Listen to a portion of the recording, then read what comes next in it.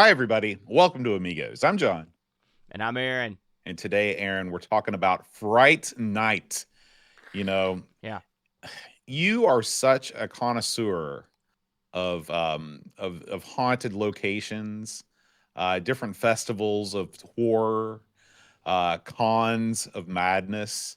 Have you ever been truly Yeah, afraid? we've run one. Have I been truly afraid? Yeah.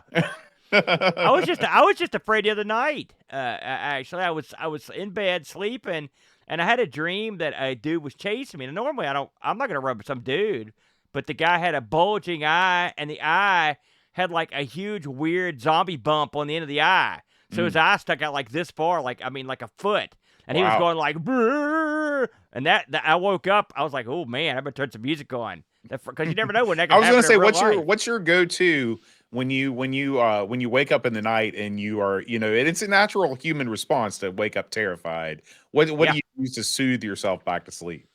Well, sometimes you just boned Mm, when it happened. In my younger days, I would just be boned. But now, when I so like normally every time I go to sleep, I'll have on some like classical music on like I'll have YouTube turned to it and I just shut my laptop and I sleep and it's nice in the mhm, background. mhm. But sometimes I forget to turn that on. One thing I learned at living on the mountain is like you should never, under any circumstances, have complete silence. That's out. You got to have a music or a fan, Mhm. something.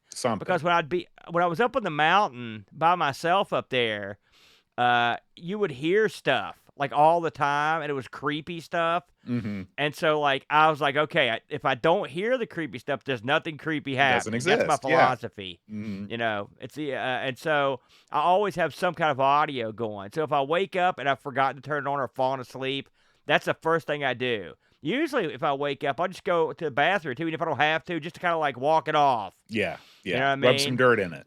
That's right. But yeah, there have been times where I just couldn't walk it off, and then like the rest of the night, you're like, It's funny you hosed mentioned up. being a kid. It sucked being a kid, before you could listen to stuff on demand.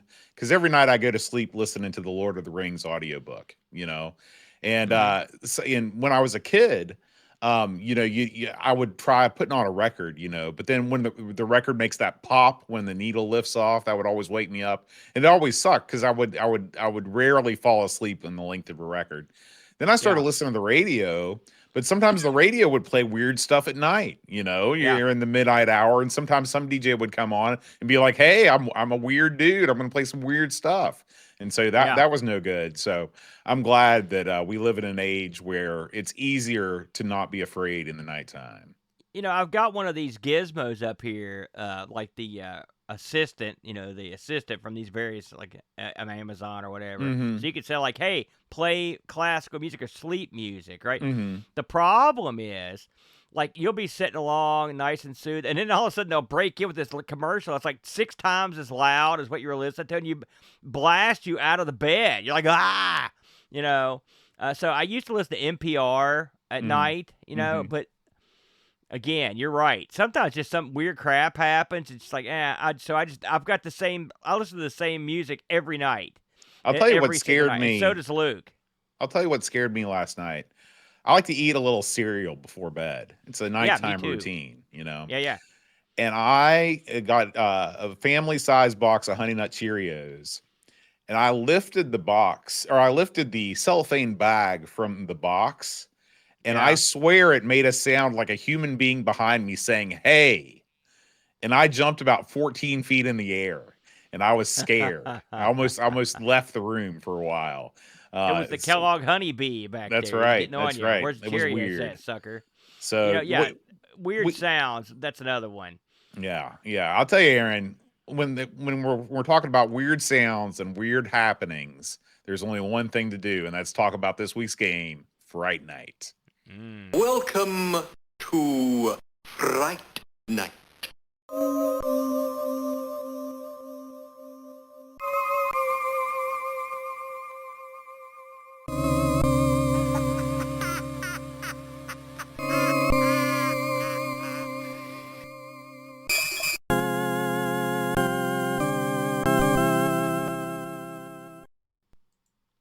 Oh, the scary love theme from Fright Night, Bode.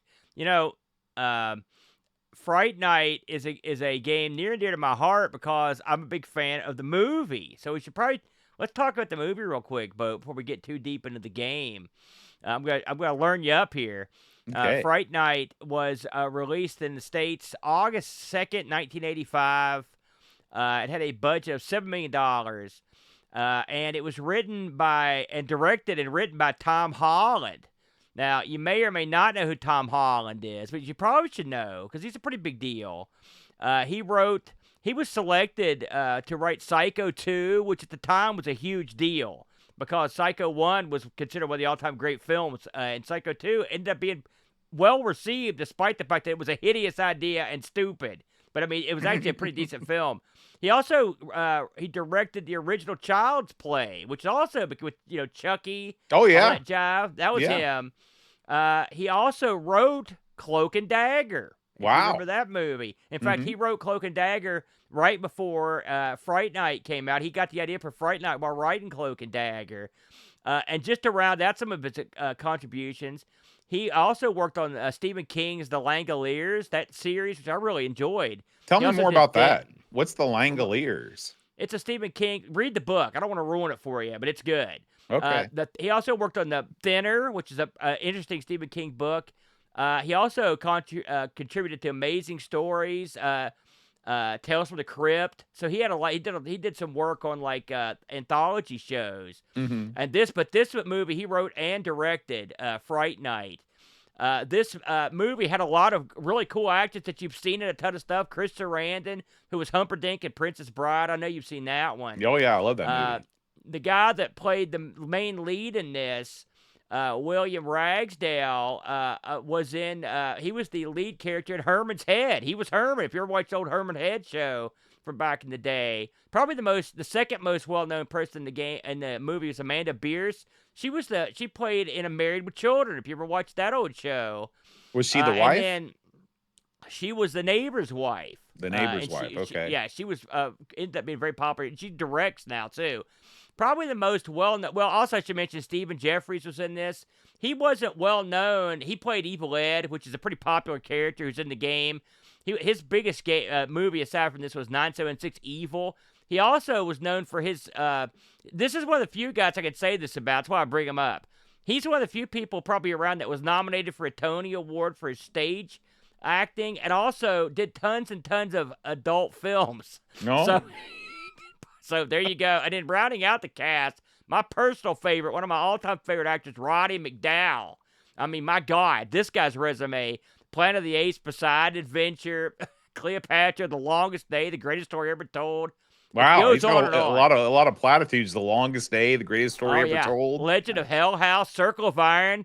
And then he was also in a ton of TV shows, including Twilight Zone, Night Gallery. He did voice work for Batman. He was in Columbo, Wonder Woman, tons of stuff. Tons of great stuff. So what you're saying is this movie boasts an all-star cast, to say the least. Yeah. And Roddy is an all-timer. Okay, I mean, he's an all-time great actor.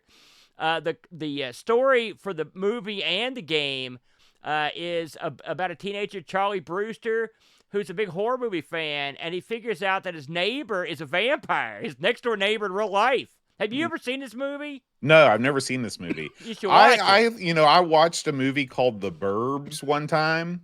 Yeah. And I always thought that this was like a more like gory version of The Burbs. It's not. It's not like that at all. Because the next door neighbor, Jerry Danbridge, is he is a vampire, but he keeps convincing everyone that he's not, and they think, and he makes everyone think Charlie Brewster's an idiot, and. So the only people that believes Charlie is his girlfriend and his buddy Evil Ed. So Charlie watches this show on TV called Fright Night. It's like an Elvira type show where the host watches scary old movies, some of which he was in, and then like a Svengoolie sort of thing. Right, except he plays a character called Peter Vincent. That's his name. He was actually he was a vampire hunter in a lot of old 50s movies. And so Charlie goes, listen, I need you to help me get rid of this vampire. He's like, I'm an actor. Like, what are you doing? And so this sounds awesome, by the way. This sounds like a great movie. Yeah, Peter Vincent's played by Roddy McDowall. That's what makes him great. He's like, I'm an actor. And so he convinces him to come over to the house and meet this guy. And everything's going fine. And Peter Vincent thinks this guy is an idiot until he looks over and he notices that the next door neighbor's not casting a reflection in the mirror. He's like, oh, crap. He is a vampire because he doesn't know the rules. He was in Right. so many vampire movies. He even It seems uses like his it would own- be easy to convince other people that your neighbor is a vampire if you just Yeah. constantly walked around with a mirror. Yeah, well, that would be the worst idea. See, both. That's why you can't direct or write these things because that's too obvious, you know. But Peter Vincent, when he brings around his like prop vampire killing stuff, it's great. So anyway, at the end of this, there's a big throwdown. I'm not gonna get into it anymore, but it's great. It's great. Now, it was a great film. It actually turned a big profit. Like I said, it cost me $7 million. It made $25 million. Which was a big deal back in those days. Of course, it got a great sequel, which I actually prefer to the original. It also was well known for its special effects, and I believe the team that did special effects on this were just coming off doing Ghostbusters. And so they had perfected like cheap, really good special effects. So when you see the movie, it was well known for its effects. Keep that in mind as we talk about the game. So someone somewhere thought to themselves, hey, Fright Night was a great movie 3 years ago. Let's make a game. And those people were Micro Deal. That's the deal. It's a Micro Deal. And Micro Deal decided to make this game. This is coded by Steve Bach, graphics by Peter Lyon, and the music by the ever-present, omnipresent David Whitaker. Since this came out in 1988, it's an OCS joint. And this retailed on disc for £19.95 boat. If you were So inclined we to call give it this away. a full price release. That's right. Unless you're this is a budget Coco title. You're never gonna let that go, are you? For the Coco, you paid for the privilege of using the Coco. You know what I mean? I want to talk about the guys that worked on this. So Stephen Back. We've played more than a few of his games. Guess what? He was responsible for Aquatic Games starring James Pond and the Aquabats. Remember that one? Mm-hmm. Dogs of War. We played that one. James Pond 2. He was involved in that one. Among other things, The Sentinel. That was one of his. Yolanda. This guy was all over the map now that I look at what he put together. He did The Sentinel, and he did the Spitting Image game. That is weird. That is What a weird. And career. Yolanda. Weird. He's your coder, so he might give you a winner and he might not. The graphics were done by Pete Lyon. Pete Lyon also worked on a ton of stuff we played. Alien Breed 3D 2 was one of his. Beast Lord, Karate Kid 2, which I played on stream. We need to play that sometime. Worms, the director's cut. So he's got a pretty decent back catalog. And then the publishers of this published a lot of the games I just mentioned, including Karate Kid 2, Major Motion, Time Bandits. They had some pretty good games. This game takes a real unusual slant, I would say, to a normal game. Normally, you would think that you would play a vampire game where you're running from the vampire. But in this game, you are the vampire, and your goal is to kill everyone. What do you think of this unique concept for a game, Bode? Well, I believe that obviously in horror games, when you take the role of the killer, it's in the minority. But I believe that the Texas Chainsaw Massacre game for Atari 2600, you also play the role of the massacrer, as it were. Have you played that before? I've never played. I don't think I've ever played that. It's a rare title. I've never played it. Well, I mean, it's not too many. I'm trying to think of that many movie games where you play the bad guy. I'm sure somebody could shout some out, but there can't be that many. No. But this game takes place in Jerry's mansion, which just happens to be next door to Brewster's mansion. They call this Fright Night the arcade game. There was never an arcade game. And also, this game was never released on anything else. They sort of kind of announced it for the Atari ST, but no one ever saw the Atari ST version. So if it did exist, I don't know where it's at.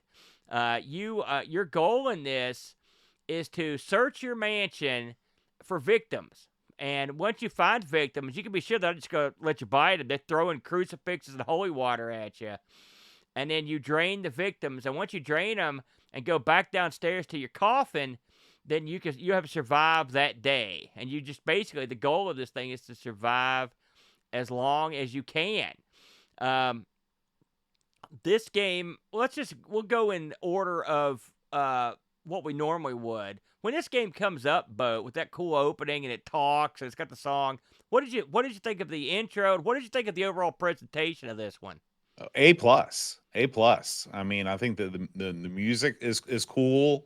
The graphics are incredible. Like the opening screen, the digitization of the film poster is awesome. I love that. I love the main character. Your sprite's big. You know, he walks like a vampire should, sort of stilted with arms extended T-Rex style. I mean, that's how I envision all my waving his head vampires. around.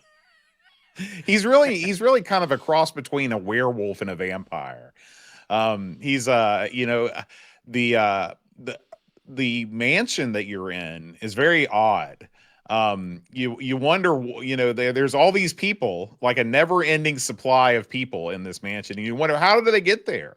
Is it a Rocky Horror situation where people's cars break down and they just end up in this place through no fault of their own?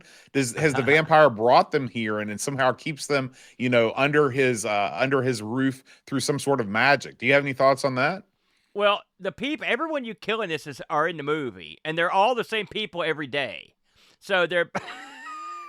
Don't ask me how that works. It's it's like Groundhog Day, the horror version. Yeah. And also the mansion changes every day. It gets more elaborate every day, which is odd.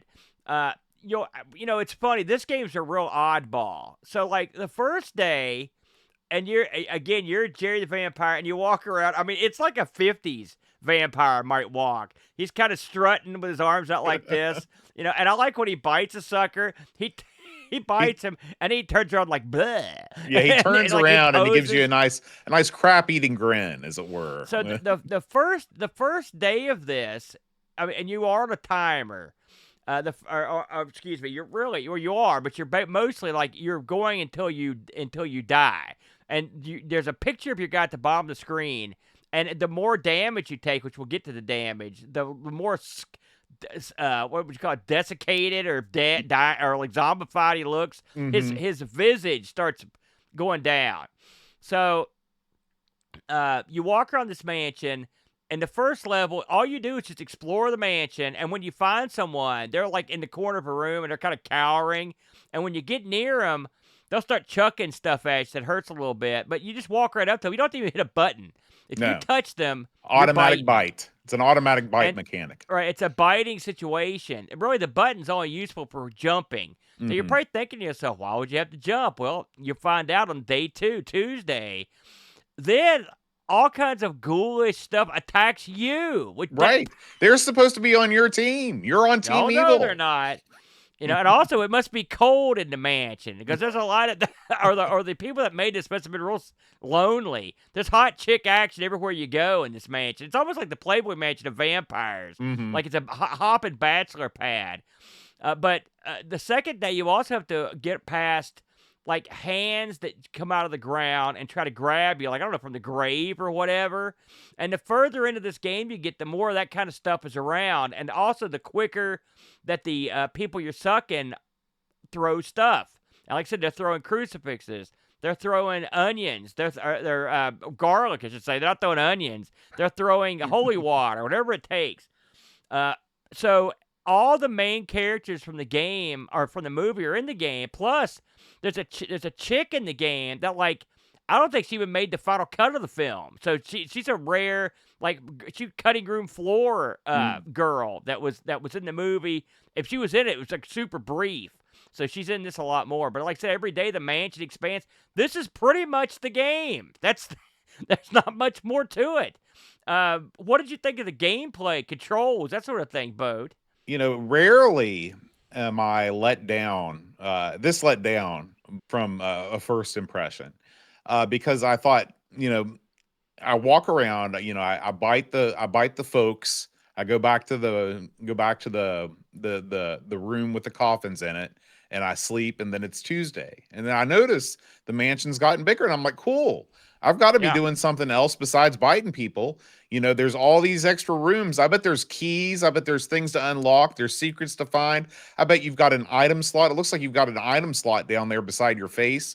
I bet I've got to do Yeah, I'll some get like to that. elementary puzzle solving here. No. Even though there's stuff that looks like you can pick up and interact with in the atmosphere, candlesticks you might be able to pull for secret doors. Yes. Nothing in this game is interactive, and it's There's so stuff in the disappointing. floor. It's like I could get that. You can't get anything. Right. So you mentioned that. So at the bottom of the screen, you see this is your classic like 8-bit gimmick here, where they just took a third of the screen and just put a bunch of crap down there, including the name of the movie that pops up for the game. So I looked at the docs because I'm like you. I'm like, what is this crap? So what you've got down here is the first thing you've got is the moon, okay, and that's how time is represented. So as the moon fades, that means it's getting ready to become daytime. So it's sort of like a timer, okay. Then beside that, where you said it looked like you could put stuff, you can't. So this right here was news to me. The center symbol is the pentagram is an indication of the relative faith level of the person you encounter.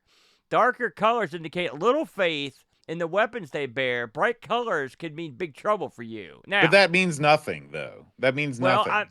It may mean something into the game further than I can get. Maybe there are some guys later on that are super faithful. Like maybe they're mega faithful, and their weapons do more damage. You know what I mean? But I mean, when you encounter these people, but it's not like your plan of attack would vary based on the severity of the weapon, because you have no plan of attack, and you have to kill them, right? So it's an odd. One would wonder what the point of that was. It could just be there to fill out the bar and make it look less stupid for having this massive 1/3 of the screen bar down at the bottom of the screen. I'm gonna give this game a pass just because it was a pretty early game, But still, that's sort of something you could have ditched that entire bar and you lose nothing. You could just put a health meter at the top or something. That's all you would lose. Let's talk about the game's difficulty, Bud. How did you fare? Not well. I don't think I ever made it past Wednesday without dying. Yeah. It's such a shame because I can't help but wonder, we're watching this playthrough obviously with cheats turned on, and the rooms, I mean, some of the rooms are really gorgeous. They're really kind of cool looking Addams Family style rooms. It's just a shame that you can't really do anything fun in them. Like, I would love it if you could go into that organ room and sit down, play a little tune on the organ. That would be cool. Yeah. It's funny because all the people in the game are in the movie, like I mentioned. But the funny thing is, in the movie, he doesn't kill these people. For example, Evil Ed, he turns into a vampire. And is like, yeah, you're my buddy. Also, the Brewster's girlfriend, he doesn't kill her either. He also turns her into a vampire. So the only one he wants to kill is Brewster and Peter Vincent. Remind me of the rules on that. How does a vampire turn another vampire into a vampire? He just bites them just enough, enough to bleed them dry. Is that the rules? Well, yes, it varies depending on what you're reading. So, in the movie, all you've got to do basically is give them the big suck. Now, you don't. If you kill them, they're gone. Right. But if you just sort of bite them, like in the second movie, this happens. Like the second movie involves this guy's sister, and she's back for revenge on Brewster for killing her brother. So she purposely just kind of nibbles him to give him the vampiric business, And so all of a sudden, Brewster's having trouble going outside. He's having all kinds of problems, seeing crosses or in the mirror, the kind of crap you'd expect. That's because she didn't give him the full deal. And I think maybe it takes a little bit of time. The rules are a little weird. Like, for example, the chick in this, when he bites her in the movie, she gets jaws with 4 billion teeth. Wow. And here's something else. When you killed the head vampire in this, apparently it de-vampired everybody that got bit. But the weird thing is, I think that happened in the original Dracula book. I think there's some Well, de-vampiring that goes on when you kill the main here's the Dracula. funny thing. So, like, I guess he didn't fully vampire the chick because at the end of the movie, despite the fact that her dislocated jaw exposed 4 million teeth, like at the end of the movie, she's okay. But Evil Ed is still vampire at the end. So I don't know how the rules Questions are are. yet to be left to be answered. And the game does nothing to help you in that regard. You just have to kind of figure it out for yourself. Something else the docs say is like you could go back to your coffin and recoup, like if you get hurt. But I could never do that unless the day was over. So I don't know if that's what I don't know if they meant something else. I think that they just forgot to say the day's got to be over for you to recoup. I mean, so here are my thoughts on this one. Since I don't hate this game. Now, granted, I like garbage, okay? I'm not going to lie. And this is so dopey and weird that I can't help but love the dopey weirdness. The mansion, like I said, it's like remember the video game Chiller, that super grotesque shooting game? It's like the people from Chiller and like the people from the Playboy Mansion thought to themselves, what would a swinging bachelor pad look like if we combine these things? Because that's what it looks like. There's like black velvet paintings and crap of leopards and like hot chicks, and there's hot women, like sculptures everywhere, but there's also like a room full of like disembodied limbs and you know what I'm saying? And they're like, there's a picture of Satan on the wall. I don't know why. So it's the mansion design is hilarious to me. The look of it's silly. But as a game, there was potential here, but I think they sort of didn't have enough game, I guess is the problem. Yeah. I think that as a concept, somebody said, hey, we got the Fright Night license. How quick can we knock this thing out? And they put all of their resources into creating, because all these rooms are hand-drawn pixel art. So they put all their resources into the art, and they didn't really leave a lot for gameplay. And the thing is, it's like you've got this huge, this is very also like maybe a ZX game where you've got this huge place to explore, but it's in beautiful, vivid color, like you said. If they'd had pickups and like maybe the guys you went after got a little tougher, that might have been more fun. But also it goes against type to have the evil spirits and hands. Why would they attack the vampire? That doesn't make any sense either. I never liked that. He's a vampire. They should be on his side. What would have been great? Here's what I'm proposing this I'm sure Microdeal's still around. I want an online 2-player version of this where someone plays the good guy. And then you got something there, and they've already got powers. But I mean, I like this game. I love the look of it. It's on the back of a box. You can look at this and be like, it's like sort of sedan. It's like, look how huge these guys are. Huge and cool sprites. looking. Yeah. But then you play the game. The jumping in this, I've never been a fan of it's not great. Let's face facts. The jumping it's difficult.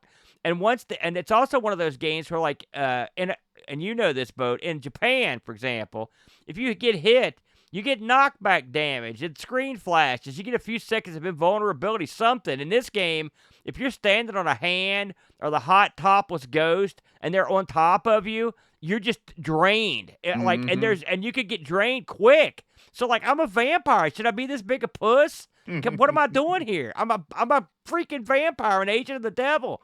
Nope, you could get drained because a hand grabbed you. Like, how's that work? Dumb. So they should have made this stuff knock you back. That would have made the game a lot better if they just implemented that. Or just give you some invincibility frames once you get it. But as you go through the game, you're going to find out it's more of the same, and that's the ultimate tragedy of this game. Just they never, with the exception of expanding the mansion and adding some more idiotic, ghostial baloney, they don't really do anything to make the game more stand out. And there's not enough arcadiness here to make this an arcade game where you could do the same thing over and over and still enjoy it, because you can't.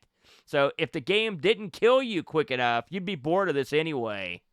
It's a real bummer, Bo, because I like Fright Night and I like the game in terms of the way it looks, but the actual gameplay, not that good. Did the people have anything to say about this one on the Discord? We did get a couple reviews, I think, from our Discord community. Let's see here. And by a couple, I mean, exactly that. Pajako starts off. He says, "This is a great looking Amiga game. Big sprites, a beautifully, albeit gory, illustrated mansion, and it moves well. Audio is serviceable, but a little repetitive. Allowing you to play as the baddie is a neat idea. It's just a shame the game sucks, pun intended. From level 2, the game becomes difficult and randomness comes into play. For example, at times, drinking down your victims can see the game resume with a ghost hand grabbing at your ghoulies, and bam, energy gone. Nothing drains my energy like an old grab at the ghoulies. This game lacks information on level progress, so you have to be certain to explore everywhere, but graphics are repeated, so it's easy to feel like you've already visited somewhere. Once you complete the first couple of levels, you have seen everything the game has to offer. This feels like a much bigger game that was planned but got scaled back, and ultimately, what is left is not fun. 4 out of 10. Bulk Rate writes, Fright Night the movie is a classic film. Fright Night the game is a total turkey in the long tradition of terrible licensed games. The good, the sound and graphics team put in good work. Large animated character sprites and great backgrounds. Excellent thematic music.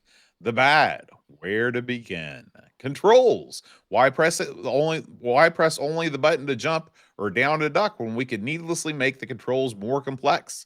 Gameplay, wander around your increasingly large house while attempting to dodge projectiles and ghosts.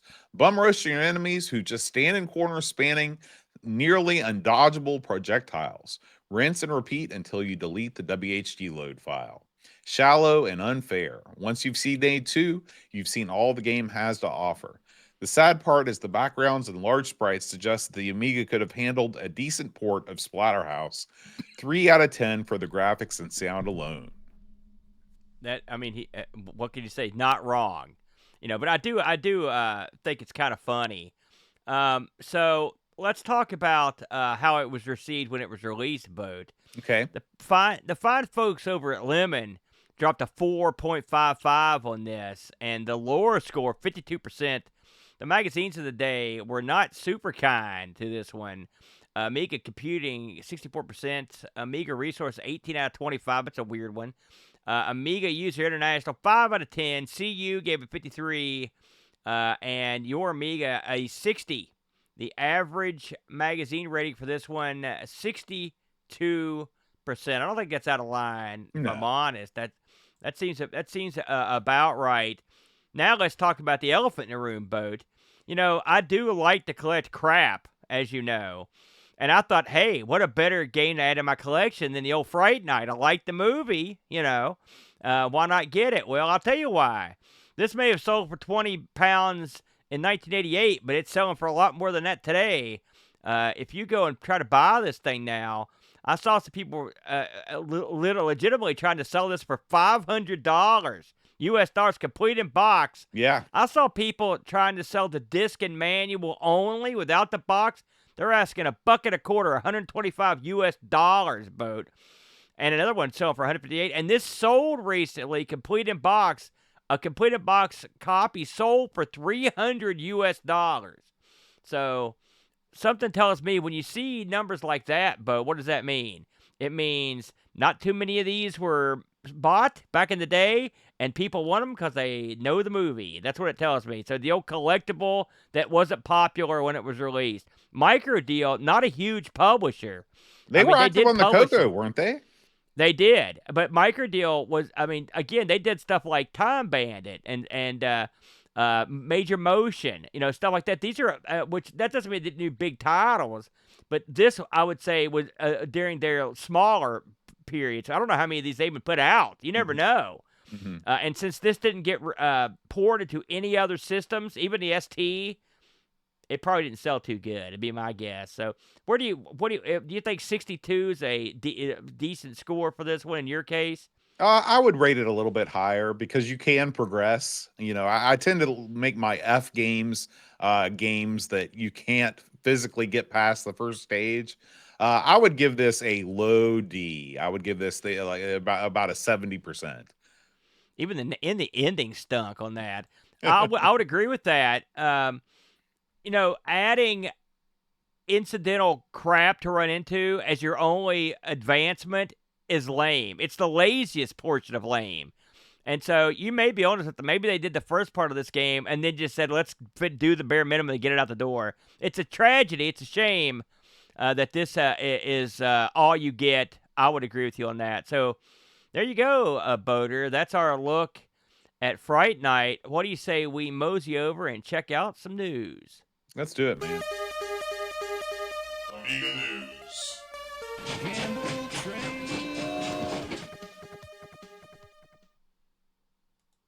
All right, Aaron, this is big news. A mini Amiga 05 or OS, not 05. Is this is something you've been wanting to talk about for a long time now. You and Jimmy are best buds. Tell us about what's new in this new edition of a mini Amiga. I gotta pick up my phone. Gamble here to read trail. So I for people that don't remember, Amy Jimmy is the fellow that was responsible for a mini Amiga, which is the just incredibly awesome OS that you could install in the A500 Mini. And then he also did another version for the Mister. I've got both. They're both great. And so a couple weeks ago, I read that he was working on something for a new Amiga thing. And so I was like, okay, I got to get in on this. And so what he's working on is a mini Amiga OS, okay? So I asked him about this so I could get the full scoop on what exactly this was. So this is an item, right now it's in beta, but when he releases this is this will be an ISO. You can stick on a USB, and then you could boot from this thing and either use it, in that mode, or you could also just have a full-blown installation on the machine. And it's sort of made to work on all machines, even older ones. He told me some of his philosophy on this was, Windows has made a lot of machines obsolete now, and they're good machines. It's a shame. What do we do with them? Well, why not run Amiga? I'm like, it's a good idea, Jimmy. So he tells me this is a full-blown Linux distribution with all the bells and whistles. So the way I can spell this out after using this for a couple nights is, picture an Amiga environment where it's Linux, basically. So it looks like he's done a great job of skinning this thing, doing the icons, the text, everything to make this look like an Amiga, and including having all the Amiga utilities and stuff in here.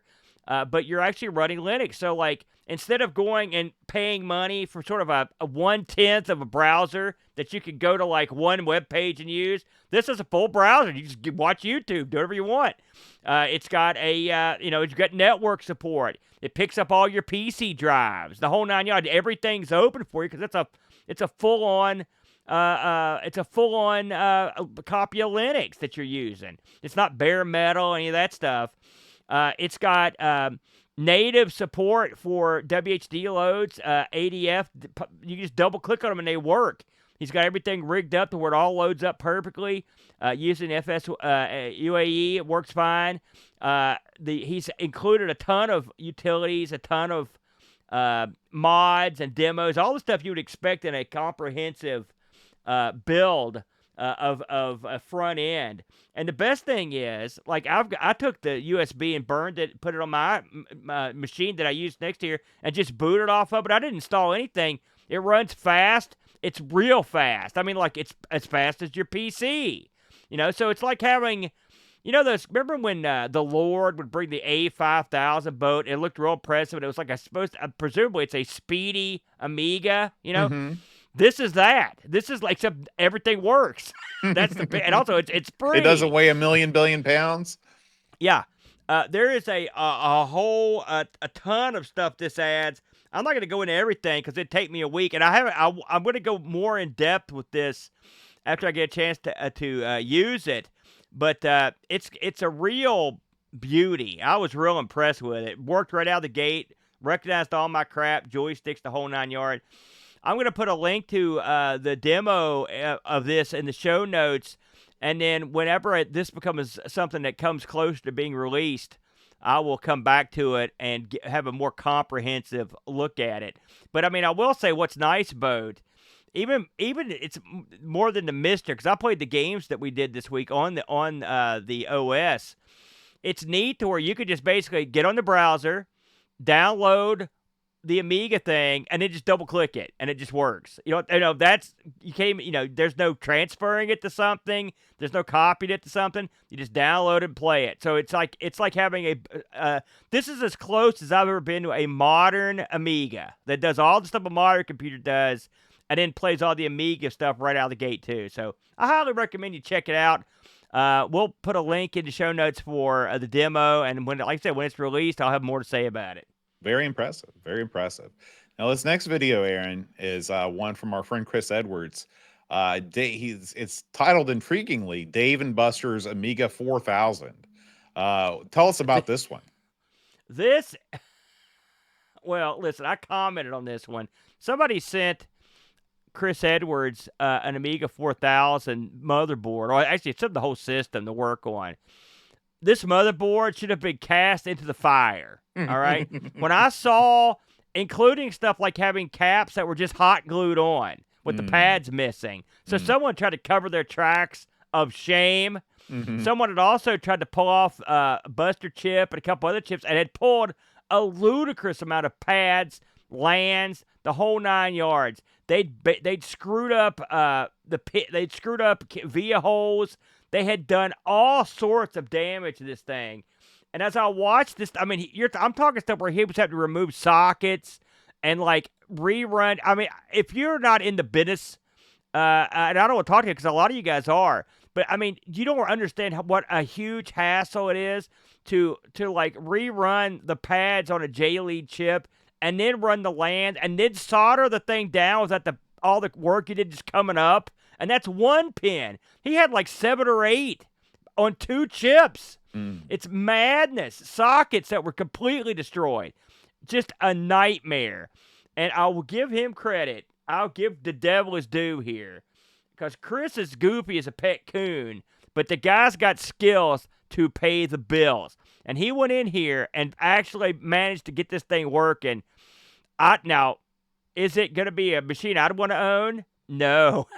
Because the reliability of this thing is, I mean, who knows what he didn't see, but he recapped it completely. He did so much work on this. And I was like, we got to mention this. This video came out a week or 2 ago, but I wanted to mention it because it's absolutely worth watching. It is bonkers. And if you want to see a true master at work, I mean, I stopped doing this kind of work years ago, and now my eyes aren't, and my hands probably, I don't think I could do it very well. I could probably do a crappy job, but I'll give this man credit. He did what I would never have attempted. And I told him I would have taken that thing out back and I would have blown it away with a shotgun. It's just it was never back on Earth. And whoever sent him this, I don't know if you're paying him or whatever, but man, send this guy a check quick because he just saved your bacon. I don't know who you had to work on this before, but they should be the one paying. A horrible job. But this is a good watch if you're a tech head especially. Now, this next video, Aaron, this is one of an ongoing series of devlogs trying to port Sonic the Hedgehog to the Amiga. This one's called Palette Panic #2. Tell us about what we can see here.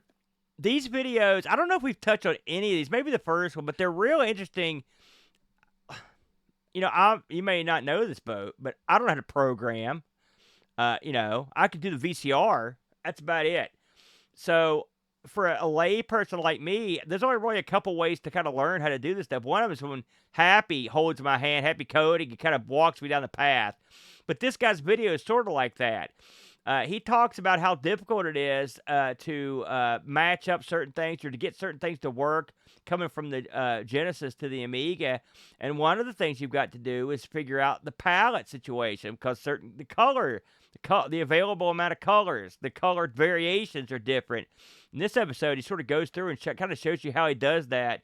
And he shows you like how things work in a game. Like, trust me, I don't know for sure, but at least I felt like I sort of knew what he was talking about when I was watching this. And the newest version of this, he sort of actually kind of gets Sonic sort of working on the Amiga. So this guy's definitely on the right trail here with this. But this is sort of an interesting thing. If you're a lay person when it comes to this sort of thing, it's kind of neat to go in there and look and see what goes into it. Like, it's gives you a greater appreciation for the people that do this sort of thing, Bode. Yeah, absolutely. Speaking of people that do this sort of thing, Doug from Dynamic Computing has released a new video, a Yeah. frame grabber for the Amiga, digitized in 1/60th of a second. Tell us about this one. You know, Doug likes flowers, pictures of Yeah. flowers. He loves pictures and paint and stuff. So Doug breaks out an old frame grabbing device and hooks it up. And I will say it's pretty interesting. It's an old device that hooks into the back. I think it hooks in like the parallel port, I think. And then it's the same old shtick, except this one I don't think he would use the color wheel on this. And then it shows him once he grabs stuff, he also goes through like what's the best modes to work, which one of these resolutions works best, which color set up. So this is like, I mean, there's not many people making a video like this because I can't imagine there are that many people out there that want to do this. I don't even know what a frame grabber is. So I'll give you an example. This thing hooks to like a camera effectively. Okay. And then it grabs, or a VCR, and it will grab an image slowly and then and digitize it, right? This is the way you used to digitize photos back in the day. I believe he said he had this thing hooked up to a security camera. So if you're watching along, you can see he's got his pool back there. And then he goes through and using the program, because you have to sort of use the program that came with it. It's like, okay, which is the best way to do this? Like, what are my options here? It's pretty interesting, and this is sort of if you're going to do something like this is sort of a guide to actually help you try to figure out. Like, if I watched this and had this frame grabber, this would probably be a pretty decent tutorial, with this. So I applaud.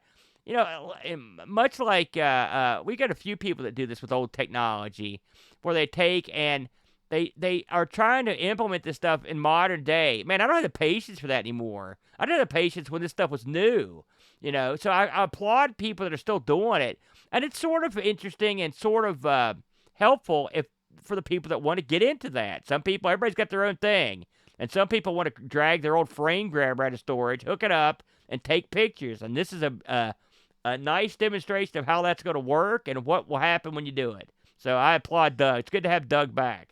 Yeah. And finally, Aaron, our final news story this week, Amiga Vision 2026 has been released, the latest release.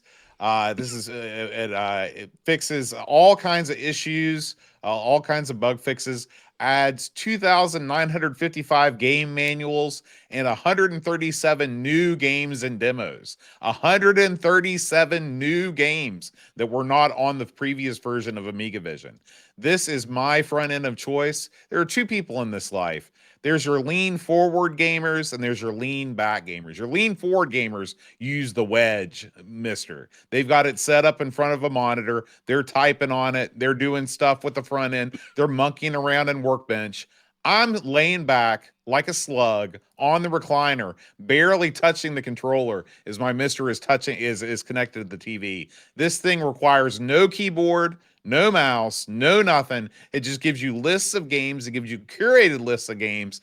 Adds these game manuals. I didn't even know about this. I can't wait to dig into some of these game manuals, especially for Captain Blood next week. Lord knows we'll need it for that. This is something that every Mr. owner needs to put on their Amiga right now. And it's also got a version for the Raspberry Pi. This is for the Mister, though, not the Amiga.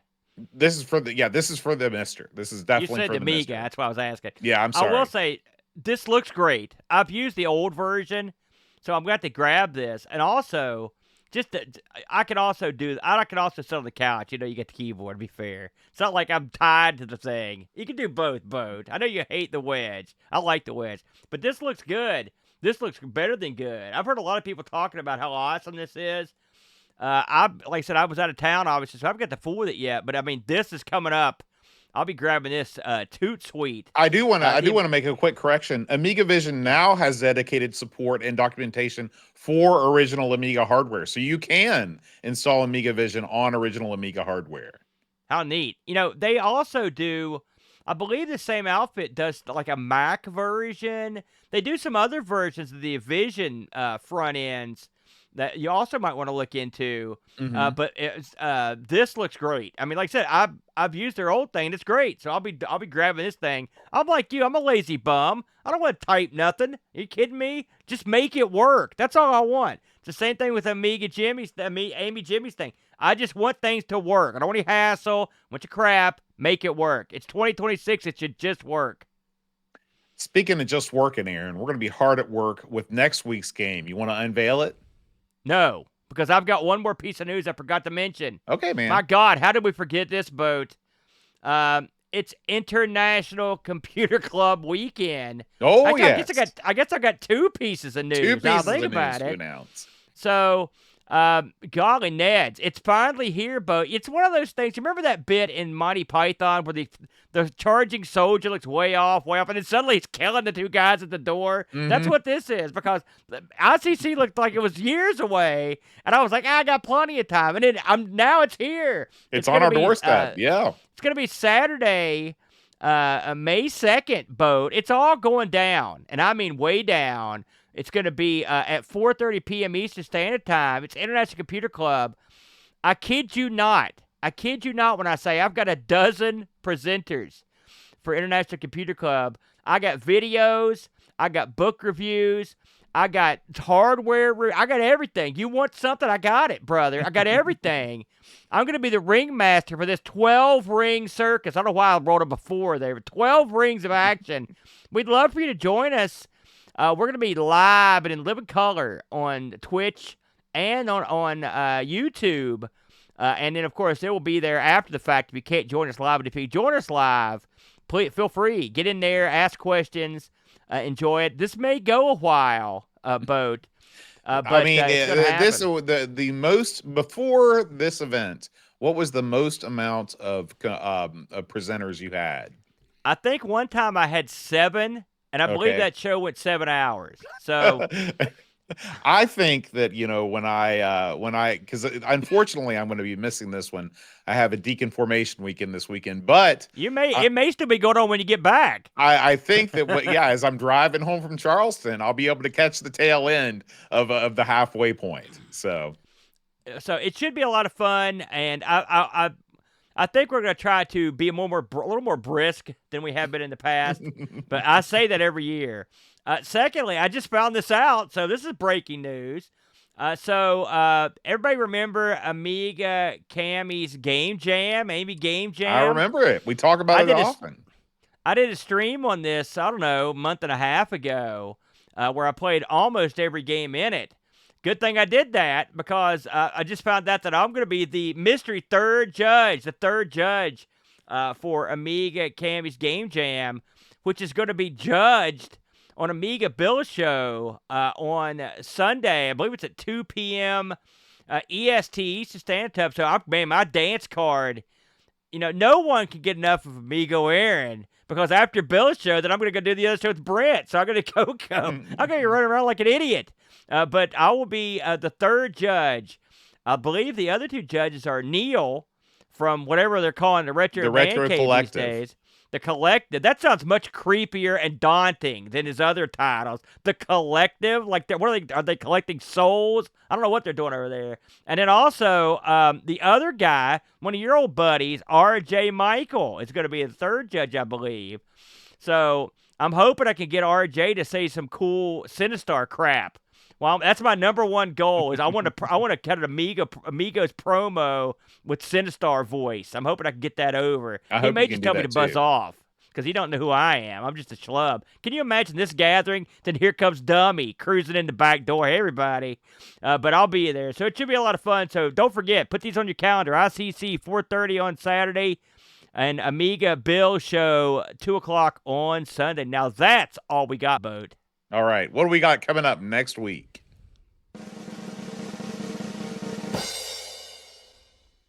Captain Blood. You kind of spoiled this earlier when you mentioned it. But yeah, Captain Blood. What do you think about this game, Bode? Well, I've had a go through with old Captain Blood. Oh, you've met the captain? I've met the captain, and I'm sorry that we've made an acquaintance. That's all I can say. Don't let the box art fool you. I didn't see any scantily clad ladies. I didn't see any Terminator-style men What I did see was an icon-based interface straight out of Hades. Well, that sounds like fun, Bud. I'm looking forward to meeting the captain. We've met a previous captain of your design. It was a massive drunkard that got us all killed in Bridge Cthulhu game. That's so Captain true. Blood can't be as deadly as that captain was. That's true. That's true. That captain was a captain of all his own. Well, guys, thank you as always for listening. We thank especially those who join us live on Twitch, twitch.tv/Amigos Retro Gaming. If you want to support the show, patreon.com/Amigos Podcast. And we will see you next week. Until then, adios. Adios. Amigos is made possible by contributions from listeners like you. Patreon supporters help choose the games we play, receive exclusive magnets, and get access to the Amigos Retro Gaming Discord server. Visit patreon.com/Amigos Podcast if you'd like to support the show and join our community.